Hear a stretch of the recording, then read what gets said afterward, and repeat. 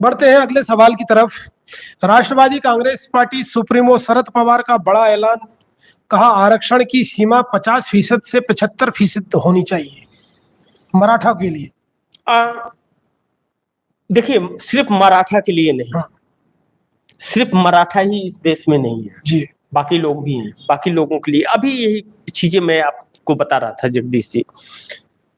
अब यह बताइए कि SC ST हैं या दलित हैं या जो भी हैं, हर किसी को जरूरत है।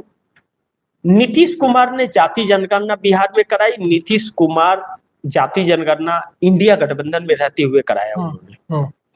उस जाति जनगणना में जगदीश जी एक चीज, बिहार के 14 करोड़ की आबादी वाले प्रदेश में एक चीज निकला कि 90 लाख परिवार जी, ऐसे हैं जो सुबह अगर भोजन कर लेते हैं तो दोपहर में उनको भोजन मिलेगा या नहीं मिलेगा, यह कोई गारंटी नहीं है। इसकी चिंता रहती है।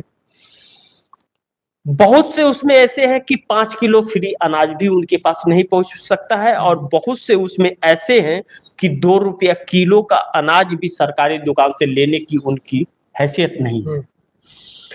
बहुत ही अच्छा निर्णय था जगदीश जी, लेकिन नीतीश कुमार ने धोखा दे दिया। नीतीश कुमार ने कहा कि बिहार की सरकार 2 लाख रुपए की आर्थिक मदद ऐसे परिवार के मुखिया को देगी। 90 लाख परिवार हैं या 50-50 हजार की 4 किस्तों पर, ताकि यह उस रेखा से ऊपर आ सके। तभी भी वह गरीब ही रहेंगे। देखिए, जिसको खाने को नहीं है, आप 2 लाख रुपया दीजिएगा तो वह पहले तो अपनी झोपड़ी को सही करेगा, वह मड़ई ही बनाएगा, झोपड़ी ही बनाएगा, वह बिल्डिंग नहीं बना पाएगा। लेकिन वह झोपड़ी कम से कम बारिश में रहने लायक उसकी होगी। और वह क्या करेगा कि अपने उसकी जो बच्ची है, बच्ची का शादी 1,50,000 रुपए में कुछ भी आजकल नहीं होता है, एकदम नथिंग है। अब बच्चे जा रहे हैं घूमने तो 50,000 खर्च करके आ जा रहे हैं, यह इतनी महंगाई है।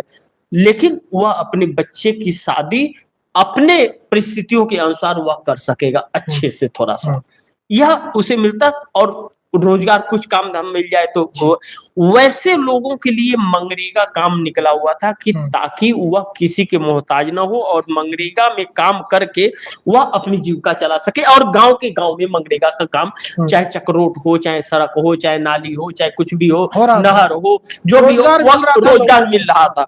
लेकिन उस रोजगार को एक ड्रीम प्रोजेक्ट था हमारे देश की सरकार का, उसे आगे बढ़ाना चाहिए था।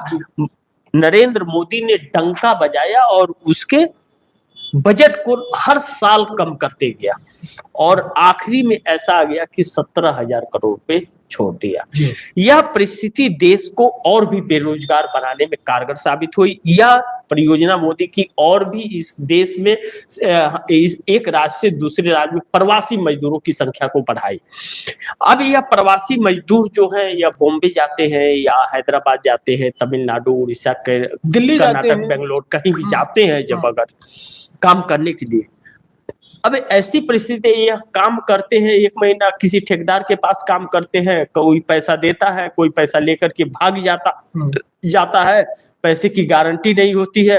1 महीना काम मिलता है तो 2 महीना काम नहीं मिलता है, जो कमाता है वह खा करके सपाचट कर देता है, और महंगाई की मार उसे झेल रही है। ऐसे में जगदीश जी, राहुल गांधी ने सही कहा कि पहले जाति जनगणना करा करके इस 50% के आरक्षण के बैरिकेड को तोड़ना पड़ेगा। लेकिन इसके पहले राहुल गांधी के उस बयान को जगदीश जी याद कीजिए, जो पार्लियामेंट में उन्होंने दिया। पार्लियामेंट में उन्होंने कहा कि ऊपर से नीचे तक सिस्टम करप्ट हो चुका है, जब तक यह सिस्टम नहीं बदलेगा तब तक न तो किसी को रोजगार मिल सकता है, न तो महंगाई कम हो सकती है। इसका एक वजह और भी है जगदीश जी की देखिए, 7 सालों में 70 बार पेपर लीक हुए हैं। 1,80,000 लघु उद्योग कंपनियां बंद हो गई, वही रोजगार देती थी। इनके इलेक्ट्रल बॉन्ड के चंदे ने और GST ने मारक कमर तोड़ दिया, और नोटबंदी ने, यह इन लोगों का प्रोडक्ट है। तो इस वक्त आरक्षण की जरूरत है जगदीश जी, और उसके लिए जाति जनगणना बहुत जरूरी है, और इसी का लड़ाई चल रहा है। और मराठा के अंदर ये देख लीजिए जगदीश जी, आप ही तो शरद पवार कह रहे हैं, मनोज जारंगे पाटिल को याद कीजिए। मनोज जारंगे पाटिल निर्जल, क्या ना कि बिना जल पानी पिए हुए भी क्या नाम है कि अनशन पे बैठे हुए थे, इसी आरक्षण को लेकर के बैठे थे। तो नीतीश कुमार ने जब 65%, 50 से 65% आरक्षण देने की कोशिश की तो हाई कोर्ट ने रोक लगा दी उस पर। वह सुप्रीम कोर्ट आए तो सुप्रीम कोर्ट ने क्या किया कि उस पर उसको खारिज कर दिया और यह कहा कि आप केंद्र सरकार से कराइए। अब केंद्र सरकार तब कर सकती है जब 9वीं अनुसूची में उसे डाला जाए। 9वीं अनुसूची में डालने से 65% का आरक्षण मिल सकता है। लेकिन अगर आपने सिर्फ बिहार के लिए 9वीं अनुसूची में डाल के 65% आरक्षण दिलाया तो आंध्रा भी तो है, यूपी भी तो है, बिहार भी तो है, आसाम भी तो है, बंगाल भी तो है, मध्य प्रदेश भी तो है, बाकी के राज्य भी तो हैं। इसलिए नरेंद्र मोदी इसे नहीं दे सकते और न तो विशेष राज्य का दर्जा देते। अब राहुल गांधी ने जो कहा कि 75% आरक्षण मिलने चाहिए या शरद पवार जो कह रहे हैं, यह तभी होगा जब जाति जनगणना होगी, संशोधन में परिवर्तन किया जाएगा, उसमें कुछ संशोधन करने पड़ेंगे संविधान के अंदर और उसमें प्रावधान है कि आप समय के हालातों के मद्देनजर आप संविधान में संशोधन करके आरक्षण को बढ़ा सकते हैं और आरक्षण को घटा सकते हैं। इसके लिए 2/3 बहुमत की लोकसभा और राज्यसभा दोनों में पड़ेगी। जी जगदीश जी।